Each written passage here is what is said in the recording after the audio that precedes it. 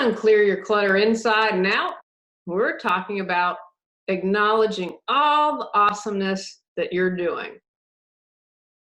Do you sometimes feel small because you're not an influencer? Have you felt your light dim because you aren't as well known and not reaching millions? Are you ready to really see the positive impact that you're having? Learn how to own and celebrate the difference you're making in the world. Does your clutter own you? On Clear Your Clutter Inside and Out, we'll teach you how to become aware of your clutter along with action steps to declutter and create the life you desire. Come on, let's get started. Today's post was inspired by social media. I'm on Instagram. And for me, Instagram is kind of a hybrid account because I post a lot of cat pictures. I like a lot of cat pictures.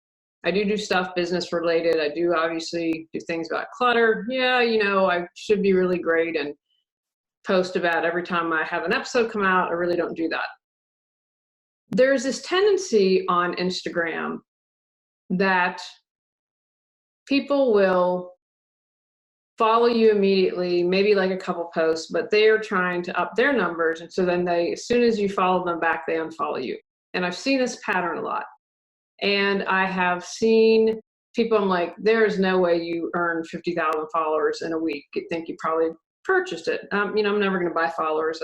I don't think that's cool. And that to me is contradictory. Are you really an influencer if you have to buy people to follow you? And it's kind of the same thing if you are wanting to increase your numbers and not buy fake followers, but you say, okay, I'm going to follow this person and then immediately unfollow them. And I have that happen several times. So this guy had like 33,000 followers. I went to his account and he was following like 100 people. And I said, okay, this is one of these jokers and just likes me, doesn't like any posts, just did a search hashtag for life coach. And again, it is what it is. But I'm like, I don't want that's not someone to me that I want to follow. I really am not going to be too trusting of what you have to say when this is your strategy. And so I thought, got me thinking, and then I'm laughing because as you know, my process write a draft. And then I had this wonderful person, it was really sweet, tagged me and talked about how the podcast had influenced her. And I was like, oh, what perfect timing. And that really drives home the point that I want to make today. Because I think I can't imagine having social media growing up. I am grateful that social media did not exist when I was growing up, because I think it's going to be interesting to see how kids today, as they grow up, I think there's this, especially people who are in the spotlight, just this pressure to be quote unquote perfect. And I think it's going to warp us in a bad way. I think there are definitely good things about social media, but this influencer and getting paid and all this, I just think it's kind of become this warped. And I know I make a difference because I know I make a difference with the podcast, with my family, with doing cat rescue, with my clients. And so I wanted to remind you all, you are making a difference, even if you don't get paid to post on Instagram. I mean, seriously, guys, let's just be real. That's the life I want. I want to create a Coraccio Cats account, have a bazillion followers, and get paid to post pictures about cats. Now, that would be living the good life. If I do set up a Coraccio Cats account, I'll definitely let you know. Because seriously, or even if I got a couple of free bags of cat food, I'd be super excited. Why am I not an influencer? Well, probably the obvious answer is I don't have enough people that follow me. Even if you combined all my podcasts, video casts, social media, I don't have enough to be what is considered an influencer range. And the reality is it's just me. All my money and effort has been going into the books. And so hiring someone to edit and do a cover and all that, that's where my extra cash has gone. It's not something that's important to me right now. I don't doubt if it'll ever be. And so I don't have enough. I don't care about it enough to become popular enough to be this definition of an influencer. And I titled the podcast this because I don't want to be an influencer. To me, if I have more depth reaching one person and supporting them and making significant changes, that's who I want to be. If I just have a million likes, so what? I have a million likes, but have I supported people in making real change? How have I supporting them in sharing their gifts and their light with the world? And we get all hyped up and caught up in numbers, but is that really making a difference? And sure, I'm sure in some ways it is. I don't want to knock it because I know there are definitely people who are keeping it real and are influencers and doing a lot of positive things. But I think there's a lot of muck in the middle that really isn't. It's about kind of climbing, and sometimes I feel like clawing their ways to the top.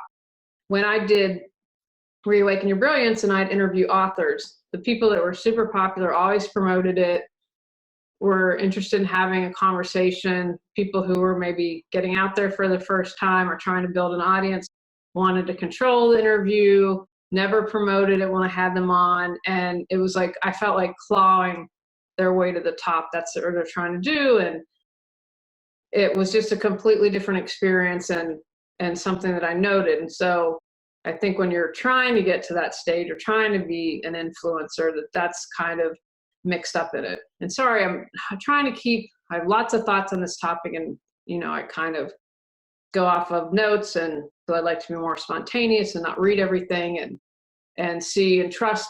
One of the things I do is trust, okay, whatever people need to hear, let that come up in the episode and something that they can contemplate. And so there are a few practical reasons why I'm not an influencer. And in the bigger picture, if I influence less but create huge change, and then they're going to go out and support people and allow them to shine their light, that's what I want to be a part of. That's the kind of quote unquote influencer I choose to be. Why do we feel pressure to be recognized or known as an influencer or famous or popular? Money. They now have, you're supposed to add a hashtag ad. I know on Instagram, I don't know what the rules are for Facebook or other social media, probably similar. I mean, because when you have a celebrity posting about supposed diet cure, and like, yeah, you're popular and people are going to buy this product, but who knows if you're being truthful and if it really works. You can make a ton of money on YouTube. I've tried to do that. I haven't yet to receive a check. I mean, I have a decent amount of views, but I've earned maybe $5 to go back and forth about letting advertisement on the YouTube page. I would love to make money posting pictures of cats, or if I had enough followers, it would be great. I'm not going to lie. So I can understand that pressure. And I think, though, that there is just kind of this not everyone, many people I think are trying to catch that money train. And, it's interesting. I think we're going to start to go back in other ways, kind of lessen the influencer, because, people can buy fake followers and all that. So people are getting more aware of that. But that's one reason why I'm like, oh, maybe the guy wants to be an influencer because he wants to make money. I can appreciate that. Maybe it's because we'd like to be recognized and seen by others, right? Saying, I'm here, I matter. Of course we all matter. And sometimes we don't feel like that. We can maybe feel isolated and want to know that what we value, what we think, what we believe, what we share, that's important. We want to have recognition. I think that's probably true for most of us, that's a human quality. For some people, it's really important what others think. And I am gratefully have passed that point. I'm doing some editing now, and I was writing about something about fashion and how I used to not be able to make a decision, I think, without asking someone's opinion first. It was not a fun place to be. And I joke because I have Birkenstocks again. I was kind of a hippie for a while, and it's great. I need to get another pair of these great, like green, mossy colored Birkenstock clogs that were awesome, super comfortable. Then moved from Vermont to LA, and people just looked at me like I was a weirdo. And I let that influence me, right? Because it was more important what others thought. So I encourage you. Now I'm like, bring on the Birkenstocks. I encourage you, if you are someone that's important what others think, to re-examine that. But if you're in a place right now where it's really important how other people view you and what they think, then I can understand why there's that pressure to be recognized and popular and get opinions and get that feedback. We desire to be loved. Now, I'm going to argue it's a warped sense of love. And I think that this is kind of a messed up sense of love on both sides of the coin, because I feel like some fans and their love of someone that's popular or influence is really out of whack. And I'm going to be honest here. I don't get the popularity of some people. And maybe it's an age thing. Maybe I know I'm not cool. I'm not groovy. I am in my own way, but not what is probably considered the norm or the standard. And truthfully, I just feel as a society, we don't worship the real heroes. We want to be popular. We want to have influence because that is a way of feeling loved. If we don't find that within ourselves and we have to seek it from others, you understand why someone wants to be popular, because they're going to equate that with love. But at the end of the day, it isn't. And I think we all know deep down that it isn't.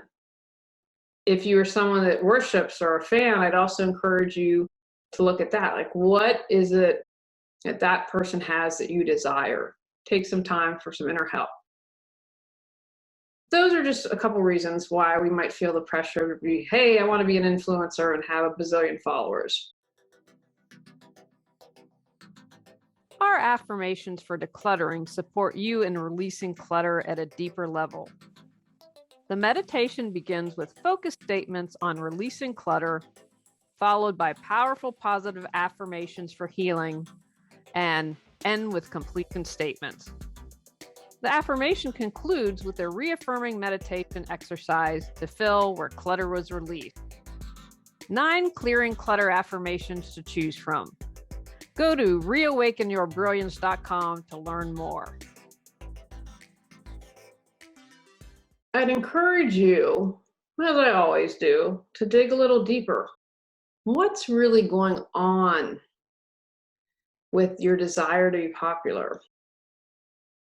I am a huge fan of examining dreams. I have a little journal beside my bed, and I like it when I'm able to wake up in the morning and not be rushed and write down the dreams of the night before, because there's usually some good stuff there. There's usually something that's maybe just beneath the surface, or I've been tossing and turning around, and then aha, all of a sudden it comes out in the dream, what I've been seeking. And so if I look at my own self, I'm thinking, okay, well, do you want to be popular? And yeah, on one hand, but not super popular. What it boils down to me, when I've done some self-examination, is that I really love writing. I love the written word. I love to do that. I love doing something like the podcast, although it also involves speaking. Writing is a huge part of it. That's what I really desire to do. And it's less about having all these followers and being popular, but if I could sit and write all day and support my family that way, I'd be really excited. So when I look back and say, okay, why would I want to be recognized more? What's really going on? It's to sell books so that I can write full time. Take the time to really examine what is your desire to be popular. And if you're listening and watching or maybe thinking, well, I don't know, Julie, I really don't want to be popular. Okay. But is it you need more recognition in your life? Is there someone you want to be recognized by? It doesn't have to be this huge thing. There might be someone that you're like, wow, I wish they would notice me. I wish they would see who I am. So play around with that a little. What's going on? Moving forward, recognize all you do for others. really take the time to sit down and acknowledge this. I've had people reach out and say, I just want to let you know how the podcast has made a difference in my life. I love getting updates and emails from clients. Hey, since we work together, A, B, and C has happened. The majority of that stuff isn't public, but it keeps me going. It reminds me that I am making a difference. I am influencing in a positive way. Although I don't know if I'd use the word influence, because I believe we all have our own innate wisdom, and I just see my job as helping you pull that out. So that might not be the right word. But the reality is I know that I am making a difference. So on those days when I feel like, oh my gosh, really, that's all the followers you have, and you should have a lot more, blah, blah, blah, blah, blah. It's okay. Write down, how have I supported people? And I remember that, and it puts me in a good frame of mind. Yes, I am making a difference. Change up your definition of success. I feel in American culture, right, it's all about the biggest house, who makes the most money. I think we have this warped definition, and I think that is slowly changing. You know, the older I get, I'm like, oh, I just don't want stuff. I just want to downsize more and more and pare down, and I feel so much better when I do that. And so I look at success as, hey, I rescued 4 kitties, and I got a mama spade, and that's potentially 30,000 cats from one kitty. So that's 120,000 potential cats that aren't going to be homeless or maybe get sick or whatever. That's huge. I had someone who is sharing her gifts with the world, and I was a part of that. A small part, I believe, but still a part nonetheless. Those are the things to look for success. For me, it could look completely different than you. I've kept the orchids alive. That's a definition of success. In general, I'm pretty happy.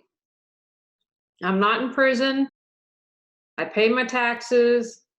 I'm, in general, a pretty good person, I think. Yeah, I'm pretty successful at life right now. So don't get caught up in the trappings of the material world, since that seems to be the measuring stick for so many. Create your definition of what success is. Make sure you're doing what you want to do and not what people think you should do. I spent a lot of my time doing this, and I know I'm not alone. I had a friend who was married to a man who didn't want to be a lawyer, but that's what his parents wanted for him. And he went to law school and hated it. And finally, after practicing law for a while, he got another job working for the public, I think it was radio station, TV station, something like that. He was finally happy. He finally had to stand up and follow his passion instead of the life that his parents wanted him to lead. And I know he's not alone.